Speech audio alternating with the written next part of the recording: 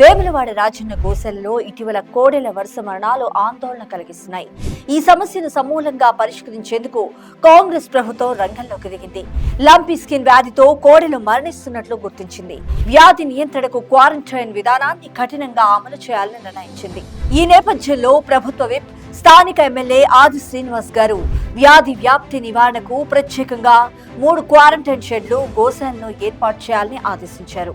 మరోవైపు గోశాలలో ఉన్న కోడెలకు ఇప్పటికే లంపీ స్కిన్ వ్యాక్సిన్ ఇస్తున్నప్పటికీ బయట నుంచి కొత్తగా వచ్చే కోడెల ద్వారా ఈ వ్యాధి వ్యాప్తి చెందుతుంది. అందుకే రేవంత్ సర్కార్ ఆదేశాలతో కొత్తగా వచ్చిన కోడెలను 15 రోజుల పాటు క్వారంటైన్ లో ఉంచి ఎటువంటి వ్యాధి లక్షణాలు లేవని నిర్ధారించుకున్న తర్వాతే మిగిలిన కోడెలతో కలపాలనే నిర్ణయానికి వచ్చింది. అలాగే 6 నెలల వయసున్న మొక్కు కోడెలకు, ఎదిగిన కోడెలకు విడివిడిగా షెడ్లను ఏర్పాటు చేయాలని నిర్ణయించింది.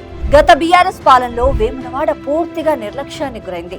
సాక్షాత్తు అప్పటి ముఖ్యమంత్రి కేసీఆర్ రాజన్న ఆలయ అభివృద్ధికి 100 కోట్ల రూపాయలు కేటాయిస్తానని దేవుణ్ణి మోసం చేసి చరిత్రలో నిలిచిపోయారు.